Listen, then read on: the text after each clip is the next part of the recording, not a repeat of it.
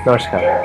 आज तारीख है 29 अप्रैल और आज हम भगवत गीता के तीसरे श्लोक की बात करेंगे। इनफैक्ट तीसरे श्लोक ही नहीं, आज मैं तीसरे से लेके 11वें श्लोक की बात करूँ। ऐसा क्यों? ऐसा इसलिए क्योंकि तीसरे से 11वें श्लोक तक दुर्योधन की विचलित मनोदशा को समझा जा सकता है। उसके आत्मबल पे भरोसा ना होना उसकी इस तरह की स्ट्रैटेजीज को दर्शाता है। इसको समझने के लिए सबको एक साथ बोलना जरूरी है।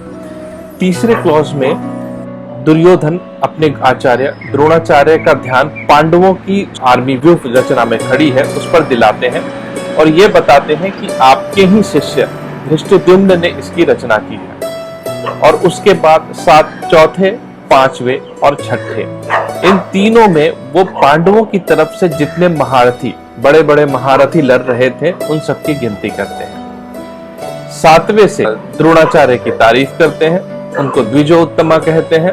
और उसके बाद आठवें में अपनी तरफ के सारे कमांडर्स की नाम गिनाते हुए 10वें में ये कहते हैं कि हमारी जो आर्मी है, हमारा जो बल है वो अनलिमिटेड है, जबकि पांडवों का जो बल है वो लिमिटेड है।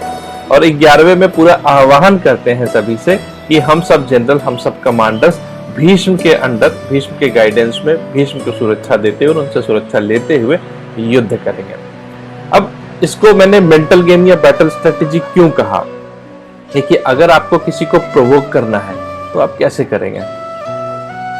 सबसे पहले उसकी गलतियां बताएंगे, सामने वाले जो जिसके खिलाफ लड़ाई चल रही है उसके बारे में बहुत बड़ा बड़ा बताएंगे ताकि सुनने वाले को अच्छा ना लगे, और डिमोरलाइज भी नहीं करना अपनी आर्मी को।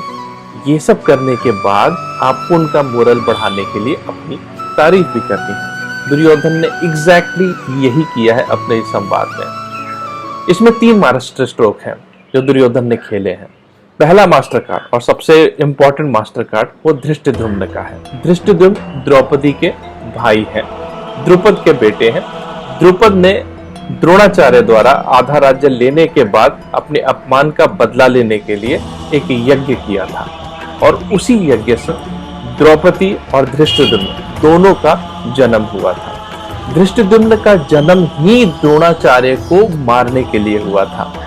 फिर भी द्रोणाचार्य ने धृष्टद्युम्न को युद्ध की शिक्षा दी थी। इसी बात का याद दुर्योधन अपने तीसरे श्लोक में देते हैं कि आप ही के शिष्य, जिसको आपने ट्रेनिंग दी है, जिनका बर्थ, जिनका जन्म आपको मारने के लिए ही हुआ है, वही आज आर्मी को इतने अच्छे से मैनेज कर रहे हैं। ये गलती का आभास दिलाने की कोशिश थी कि आपकी गलती थी, आपने ऐसी कुछ शिक्षा क्यों दी जब आपको पता था कि आपकी ही हत्या करेंगे ये लोग, आपके खिलाफ शस्त्र लेकर खड़े हो जाएंगे। और इसके बाद चौथे, पांचवें, छठे में उन्होंने पांडवों के सारे महारथियों की गिनती शुरू कर दी। गिनती के खत्म होते ही जब उन्हें लगा कि कुछ ज्यादा हो गया तो अपने तरफ की बात करने से पहले उन्होंने अपने आचार्य को द्विजोत्तमा कहा। इसका अर्थ है best of those who are born twice. हमारा एक जन्म के बारे में तो हमें ज्ञान होता है, हम जैसे नेचुरली पैदा होते हैं वहां के गर्भ से।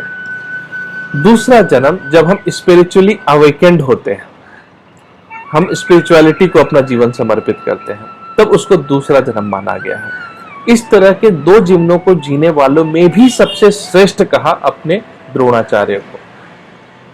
इतनी तारीफ करने के बाद उन्होंने ये भी अपने तरफ के सारे महारथी जैसे कर्ण हैं, जैसे भीष्म हैं, सबकी गिनती की, और उसके बाद उन्होंने अपनी आर्मी को अनलिमिटेड बताते हुए पांडवों की आर्मी को लिमिटेड बताया।